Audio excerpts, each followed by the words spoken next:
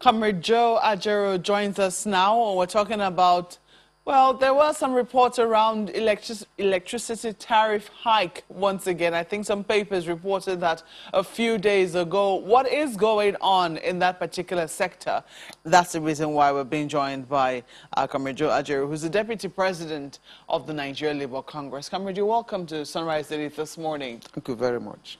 What is this we're hearing about, a new electricity tariff hike? Because just in January, there were talks around whether or not electricity tariff had gone up or it hadn't gone up. Then NERC said, oh, it was adjusted. It wasn't increased, even though a lot of people saw increments in what they were paying. But hey, what is going on right now? What's this talk about a new tariff increase? Well, so long as the system remains the way it is, the tariff increases will continue. It's not whether they denied it or not. Between January and now, you can ask consumers, they have noticed remarkable increases in their tariff. Even when they are not announcing it, they are increasing. And it appears the only business in the power sector now is increasing tariff. It's not matched with probably increase in service. In service? Yeah, so that is the most annoying. It doesn't matter whether the NERC agrees that they were increasing or not, but you will see a change, in what you are paying at the end of the month. And it is very sad, really, because the NERC, for a long time now, seem to have just one business of tariff increase. It doesn't concern them how the consumers feel, how they behave, or whether power, is improving. So that's a sad part of it. And I will not deny that we've not had that hint, that they may increase tariff. Yeah, so I think the fear is in order. I don't know if this came up in your summit yesterday. The NLC had a pretty vibrant summit yesterday. But knowing that, your primary constituency used to be the electricity sector, what exactly are they saying is informing this increment? Well, when they wanted to privatize, some of us were demonized, all over the place, telling Nigerians that, it's not going to bring improvement in service delivery. It's not going to make power available. It will be all about tariff increase. It will be all about maximization of profit by the new owners. And they're not going to bring anything new, because they came under the premise of bringing in new technology, bringing foreign direct investment, managerial ability on those three premises. And none of them was delivered. So when they conquered the sector, because they privatized by force, I and my people and those that work in the electricity sector were surrounded with soldiers, to make sure they take over. And since that takeover, things have not been normal. So it's not going to work, it's not going to work. There have been up to 5 tariff increases after privatization on the same 4,000 megawatts. And the greatest scam in this country is what they call service reflective tariff, where they will tell you that these people are on band A, these people are on band B, and then these people on band A will pay this amount because we are going to give them this number of hours. And when they don't give you that number of hours, what happens? So these are issues that are begging for reconciliation. But Nigerians are a bit docile. Yeah, but I mean, when you look at it, though, this is looking at another angle. While we had NEPA, we were there for a long time, and electricity was not constant. Some people will say that perhaps it's also in the nature of the sector we're dealing with, that this is a monopoly. We do not have too many suppliers of electricity. It's just one supplier. You cannot say, oh, I'm angry with this supplier, the same way we do with our SIM cards. Oh, this network is not very good, or it might not be good in my area. I'm going to switch to another network. We do not have that luxury when it comes to electricity. Yeah, and then when we also look at the variables around the production of electricity, almost everything has gone up. They will talk about the cost of gas. the fact that the dollar, the inputs that are needed for production of electricity have also gone up. Should we take those variables or those conversations lightly? Those variables are very faulty, given the Nigerian situation. First, on the issue of monopoly, yes, if it was public monopoly, which one is better between public monopoly and private monopoly? That we could have looked at it.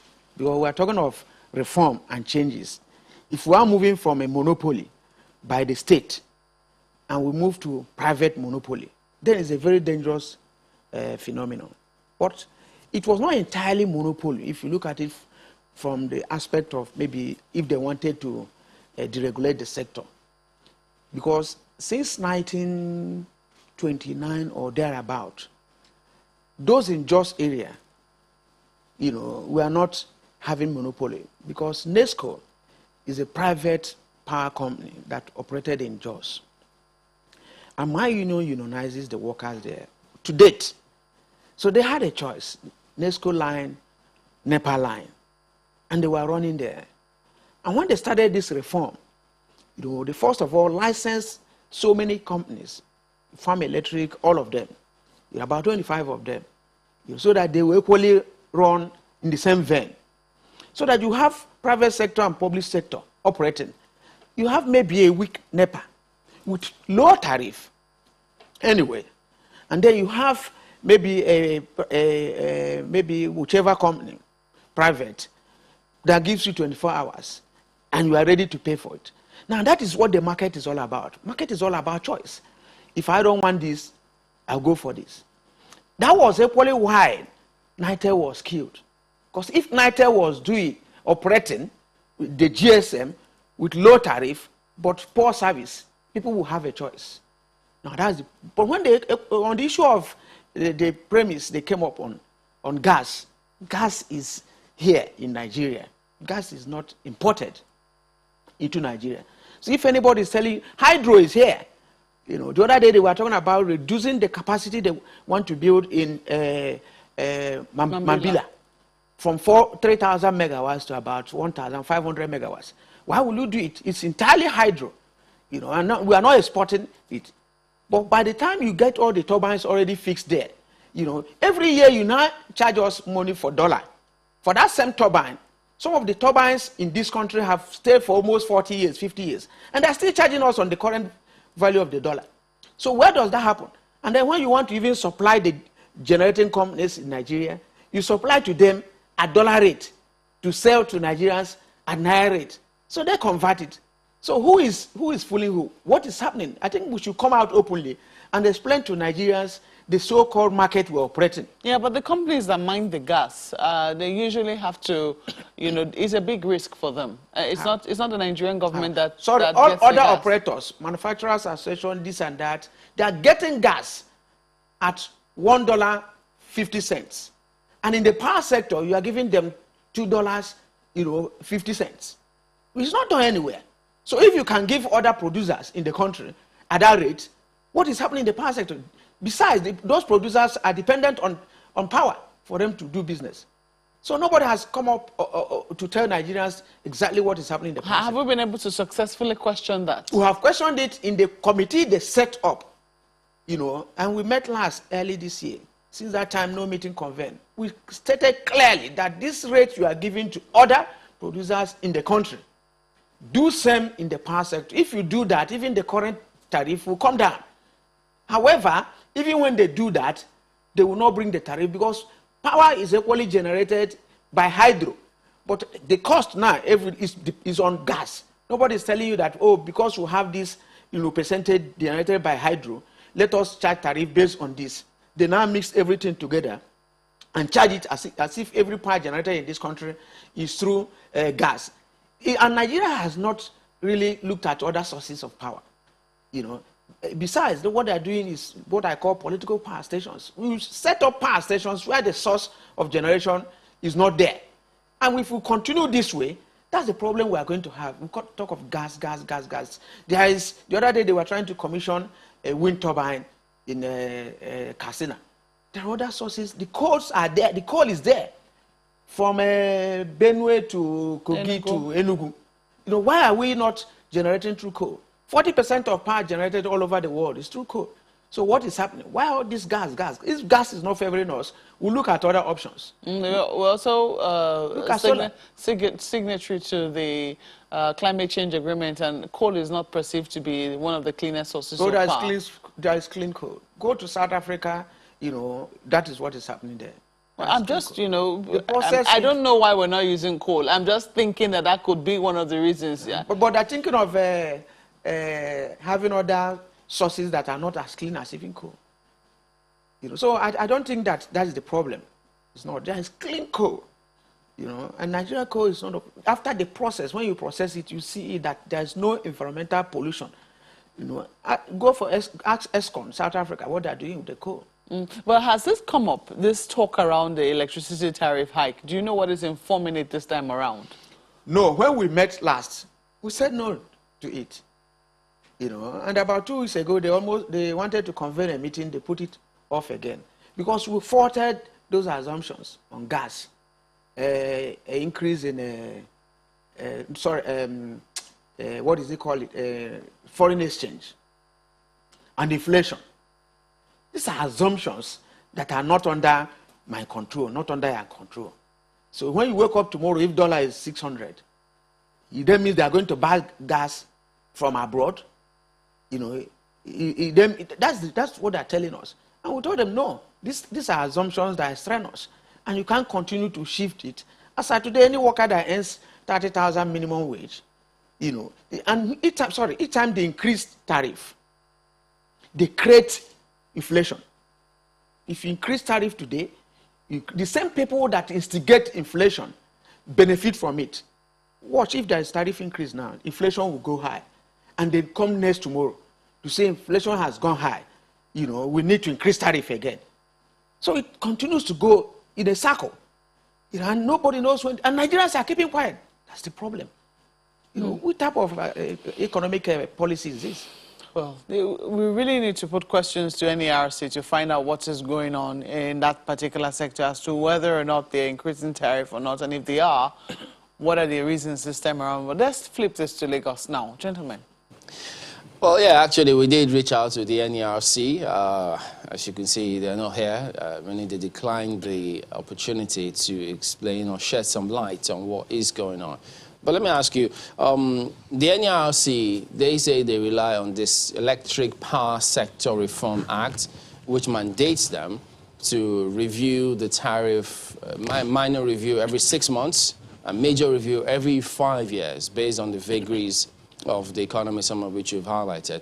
So it means no matter what protests or whatever it is that happens, the law is there as the law. So you keep saying Nigerians are docile, are not doing anything. But your union, you unionize these workers who have much more information than many consumers. So why are you in any way looking to see what can be done about this law? Because no matter what happens, they will tell you we're not breaking the law insofar as this act exists.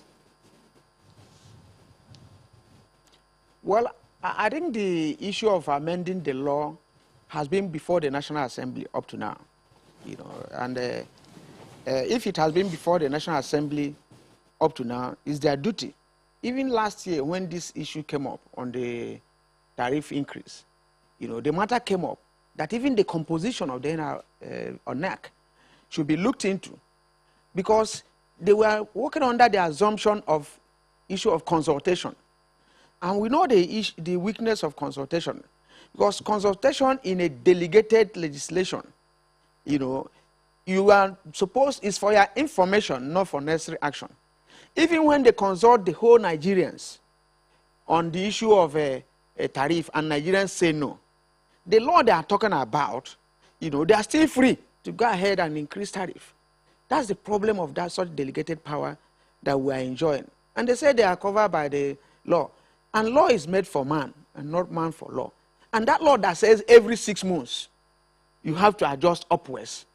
Every 5 years, you increase. Whether I have service or not, that law should be disobeyed. And that's the essence of saying Nigerians are docile. You know, you can't impose certain laws on foreign exchange, gas pricing on foreign currency, and inflation that we don't have any influence on how it is going up. And it's because of your action that inflation is going up. And you say whether we like it or not, we must. In fact, it doesn't even matter if NERC, says they are not increasing. What I'm saying is that ask every Nigerian, the tariff they are paying this month, next month, it will increase. This one is perpetual increase in tariff. And it's unacceptable. So does that suggest then that your union has tried everything it can and at the moment is helpless? Yeah, to an extent, we looked at the cost, which I said is privatization, when it was coming, because we did some analysis on countries, that, witnessed it.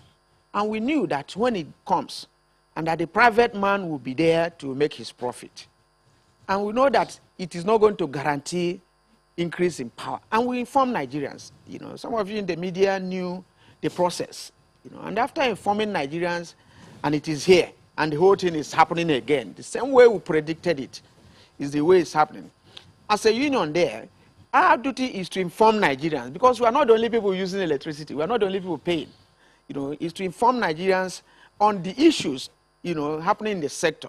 And the decision is theirs, whether they want to continue to accept, and let me even tell you this, even with the constant increases, the operators in the sector find it difficult to even increase salary. This doesn't go with any commensurate increase in salary since they came on board. It has been a problem. So look at it from any angle. It's not favoring anybody.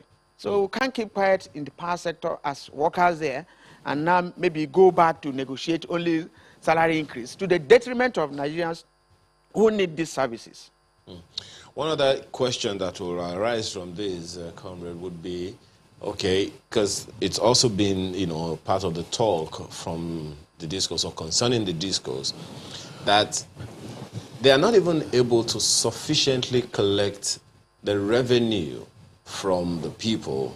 Normally, there's the issue of metering, and then there is the issue of, estimated billing. So many people are still complaining about that. One viewer, tweeted at us a little while ago saying he paid 56,000 naira for a small apartment, and he's yet to get any revert from one of the discos in Lagos.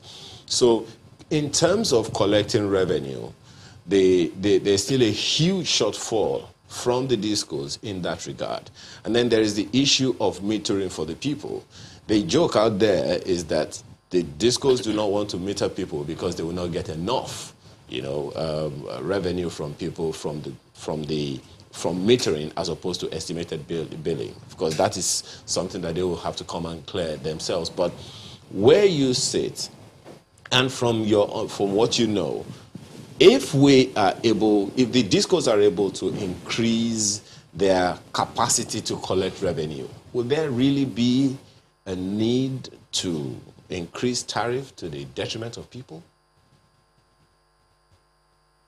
Well, if I must respond directly to this question, if the discos, if they are able to meter everybody, they should be able to correct their exact tariff. I think we have to look at it that way. If, you don't need to give somebody estimation, it's maybe 1 unit per 1 naira. Now you get your tariff, that is one.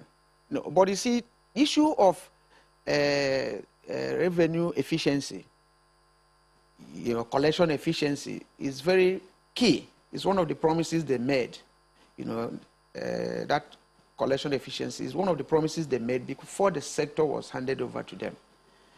And now to turn now to work based on estimation is what I don't understand. It's unjustifiable. A deaf came to my office in Lagos 3 weeks ago and brought, I think they engaged him in Yaba local government there, and brought a bill of 400 and something thousand. I now gave him sign whether he was living in 3 or 4 room apartment.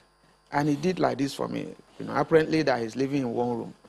And I had to send some of my colleagues there to go into the matter in a shanty area. So you can see that some people will just look at that. We are supposed to collect 10 billion this month, and there are 500 houses. What do we do to collect this 10 billion? They stay in the office and allocate it so that they meet their target. And this target has been worsened with the current policy that the CBN is collecting the discos money. Let me say that because it's good for us to be a bit gentle with the discourse on their own problems. The CBN collects their revenue. Let me take the issue of Abuja electricity, for instance. Abuja makes about 10 billion a month. And when they make that 10 billion a month, they ask for 2.5 to run their businesses and pay salary.